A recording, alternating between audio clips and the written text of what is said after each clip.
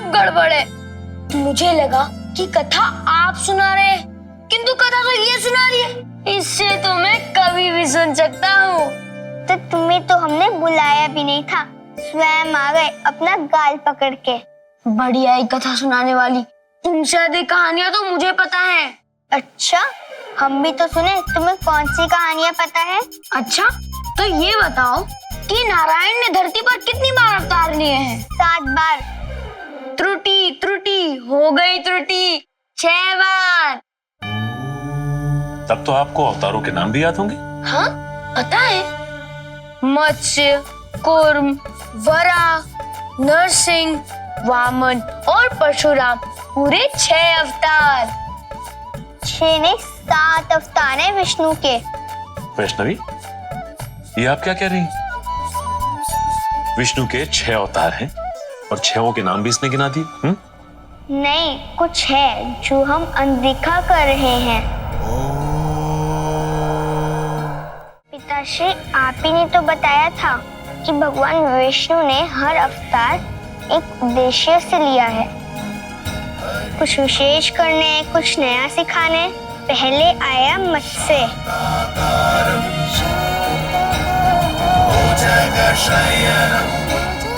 उसके पश्चात कूर्म,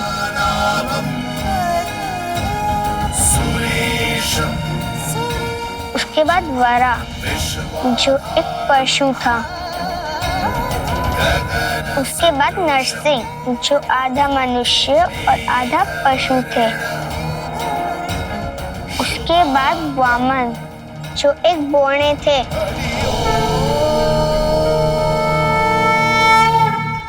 और अंत में परशुराम जो थे तो मनुष्य, किंतु मनुष्य के भीतर छुपे रौद्र रूप के प्रतीक थे।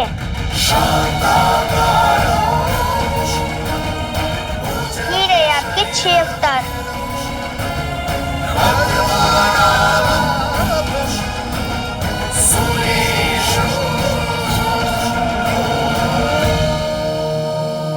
एक बात बताइए पिताश्री, नारायण अपना विषय परशुराम से क्रोध पर क्यों समाप्त करेंगे?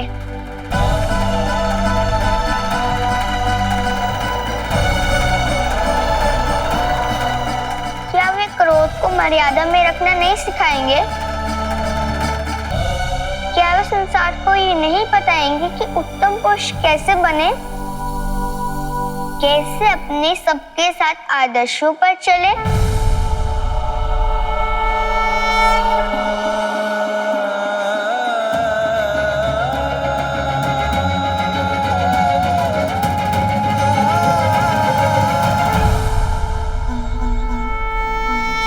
उसे भान तो है, किंतु अभी तक पूर्ण ज्ञान नहीं। तो आपके 7वें अवतार यानी मर्यादा पुरुषोत्तम श्री राम के विषय में उसे ज्ञात है, परंतु अभी तो आपने पृथ्वी पर वो अवतार लिया ही नहीं।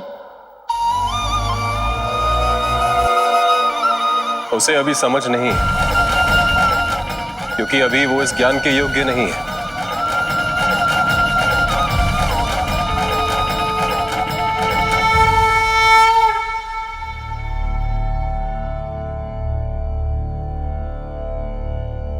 सातवां अवतार अवश्य होना चाहिए। नारायण परशुराम पर नहीं रुक सकते हैं।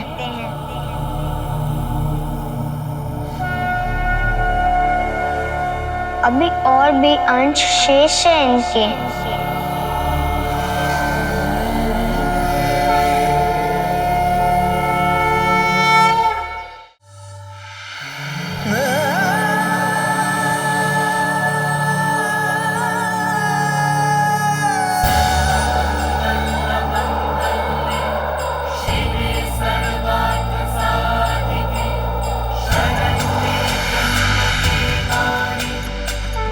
जो 3 देवियां भी भिन्न नहीं, एक है। अभी क्या नया ढूंढ के लाई हो? कुछ भी कहानियां बना रही हो। मुझे तुम्हारी कथा नहीं सुननी, आप ही कहानी सुनाइए।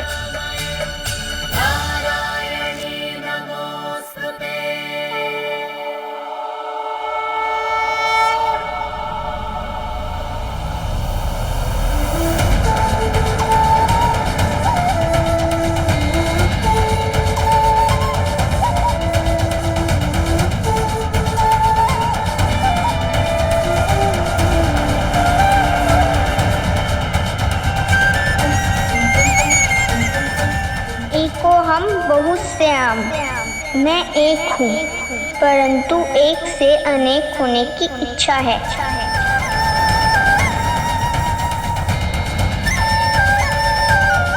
एक से अनेक, एक से अनेक।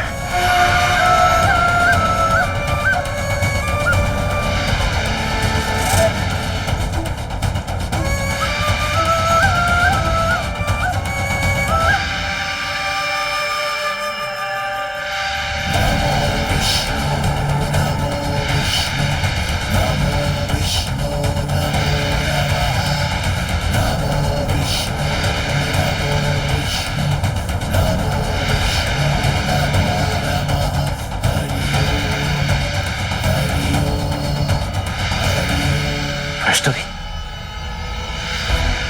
वैष्णवी उठिए। एक से अनेक। ज्ञान के लिए सरस्वती, पालन के लिए लक्ष्मी, विध्वंस के लिए काली। एको हम बहुत श्याम, मैं एक हूँ परंतु एक से अनेक होने की इच्छा है।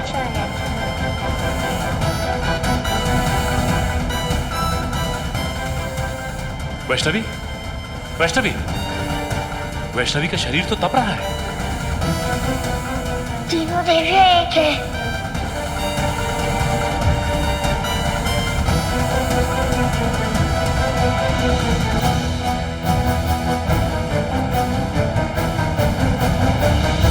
अकस्मात वैष्णवी को क्या हो रहा है?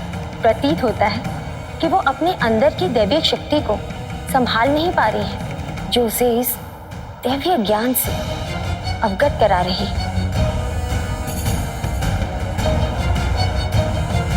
मार्ग दीजिए देवी सरस्वती। हमें अपनी सम्मिलित शक्तियों को भेजकर उन्हें शांत करना होगा और शक्तियों की उन तरंगों पर नियंत्रण पाना होगा जो उनके भीतर उमड़ रही हैं।